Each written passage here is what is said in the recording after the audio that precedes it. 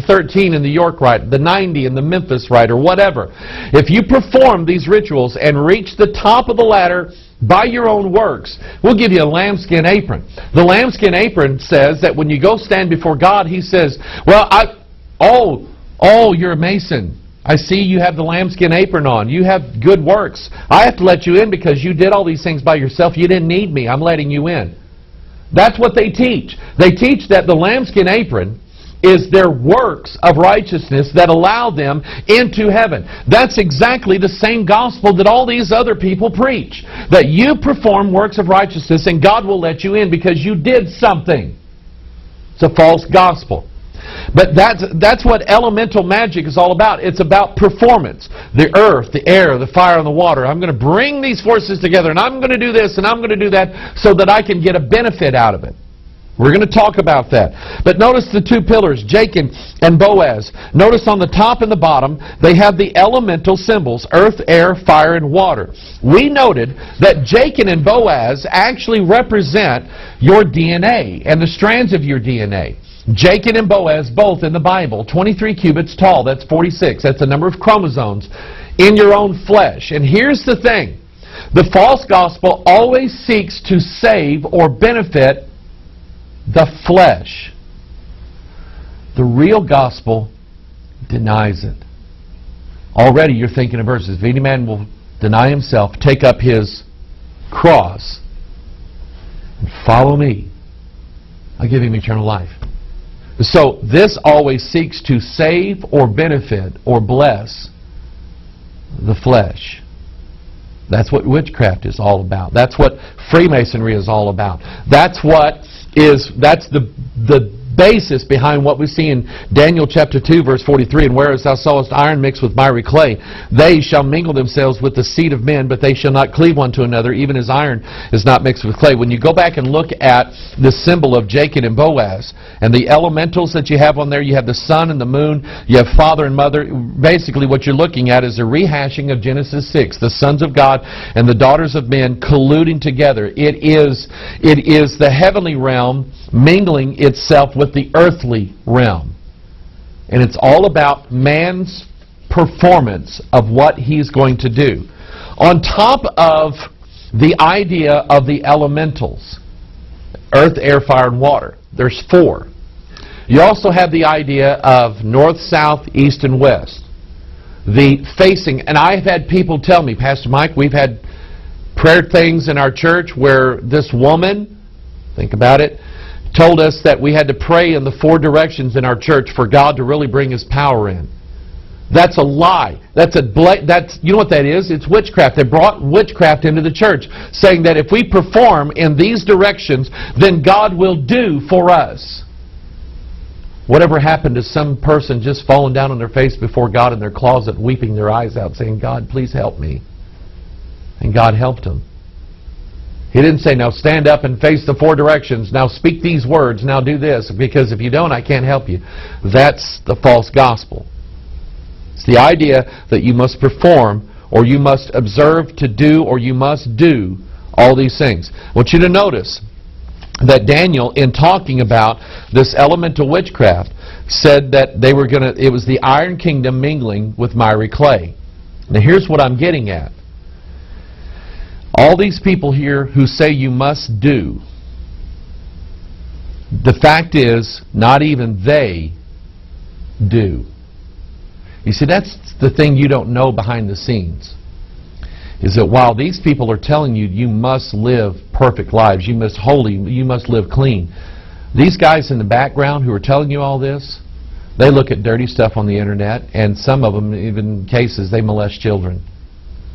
But they're telling you that you must perform, and they didn't.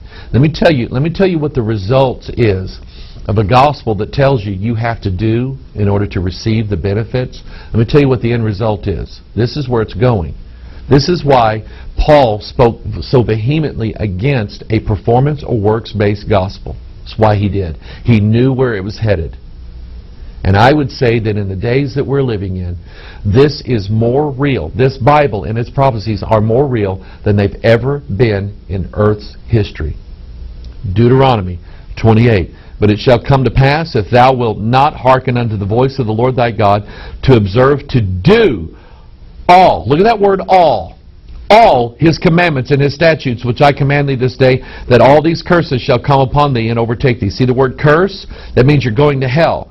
In verse 48, therefore thou shalt serve thine enemies, which the Lord shall send against thee in hunger and in thirst and in nakedness and in want of all things, and He shall put a yoke of iron upon thy neck until He have destroyed thee. And I want you to look at the reality of this. While these guys tell you, you must perform and you must do this, let's talk about the New Age movement for a minute. Because there have been people who've gotten into the New Age movement, and the New Age movement told them, oh, you got to chant, you got to meditate, you got to do this, now you got to reach a higher level, now you got to go here, now you got to go way beyond that, now you got to go into the inner depths and everything like that. You know, all these people who have come out of this movement said, for every new thing that I had to perform, I found out that I was starving worse and worse. I was more in hunger. I was more in thirst. I realized that I was more in nakedness than I ever had been in my life. And the more I sought the fulfillment from the works that the New Age movement was telling me to do, the less I was fulfilled. Wasn't until I turned our back on all these things and found Christ and what He had done for me that I found the fulfillment. But then the bottom line is, God said, if you decide that you're going to do all the law, and then you don't do them, I'm going to put a yoke of iron on you. This iron kingdom is going to come and get you until you're destroyed. Don't believe these people. Don't believe the Michael Roods and the Staleys and the New Age talkers and the Rick Warrens and everybody else. Don't believe these rascals. They're leading you to go get a mark on your right hand or forehead. That's where they're leading you. I love the finished work of the cross. Galatians chapter 2 verse 20. This is our study of now how to identify the real from the false. Paul said, I am crucified with Christ. Nevertheless I live, yet not I. But look what he said. Christ liveth within me, or it liveth in me. And the life which I now live in the flesh, I live by the faith of the Son of God who loved me and gave Himself for me. It's faith. I believe in the cross. I believe in the finished work. The life that I now live with Christ in me, He's giving me the ability to live by faith. 1 Corinthians, and by the way, the real gospel always centers on the cross. The cross. The cross. The real gospel centers on the finished work of Christ and the destruction of the flesh. I'm crucified with Christ. The finished work. 1 Corinthians 1:17, for Christ sent me not to baptize, but to preach the gospel, not with wisdom of words, lest the cross of Christ should be made of none effect. Did you see that? Christ sent me not to tell you that I must perform a ritual on you in order for you to be saved. He said, that's not what He said. Told me to preach the gospel. Not with the wisdom of words. Not with A Course in Miracles or all this other stuff here that they pile on you. Oh, now read these books. Now these will be good for you. He said, lest the cross of Christ should be made of none effect for you. You know how simple it's supposed to be? You're supposed to believe that Christ did everything for you. In your place. He took it all upon Himself and He did it all. That's the real gospel. The false gospel is witchcraft. It's all about can you do, can you do, can you do. Let me give you an example. Let me read this verse here, Galatians 3:1. O foolish Galatians, who hath bewitched you, that ye should not obey the truth, before whose eyes Jesus Christ hath been evidently set forth, crucified among you? Who bewitch? These guys are witches. They practice witchcraft. That's what they do. The New Age movement is witchcraft in a different shell. The Hebrew Roots movement is Kabbalah, mysticism, witchcraft in a different shell. Roman Catholicism is witchcraft. It says if we perform these rituals, we can turn this piece, hocus pocus, I turn this cookie into God. See, it's God now. Eat it. That's witchcraft. That's how simple that is. You remember, he said the word bewitched. Da-dun, da-dun, da-dun, da. You remember the show Bewitched, right? Okay, it was so cute, you know, meeka, meeka, meeka, and she does all this magic, and now she has Tabitha, who is half God, half mortal. Okay, and then there was Aunt Clara.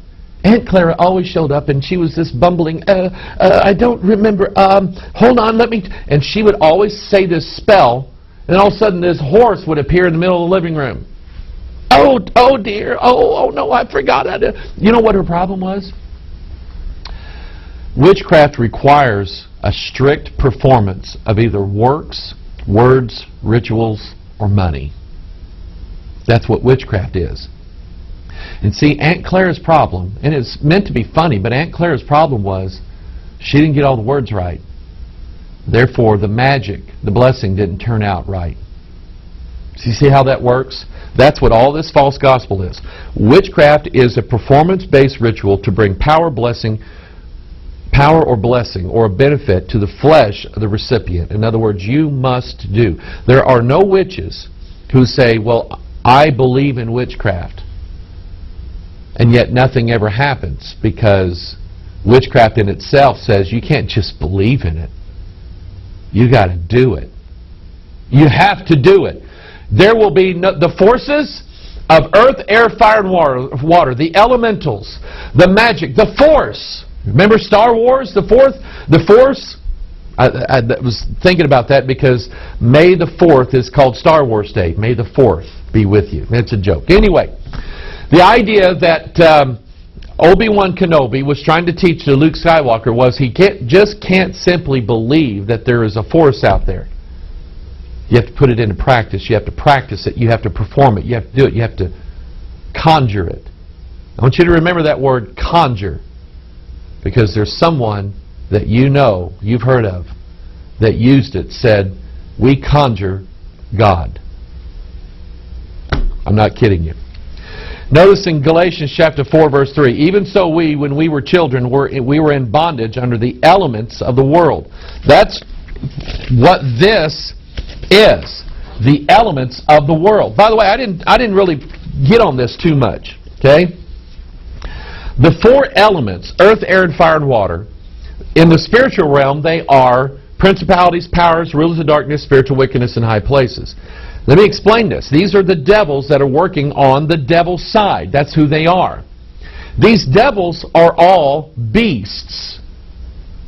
Beasts or animals can be trained or taught to perform for mankind, but only if mankind does something or says words to get them to do. Like, come here, boy, come here. You know, things like that. We command animals with our voice, with our language. That's what these beasts are.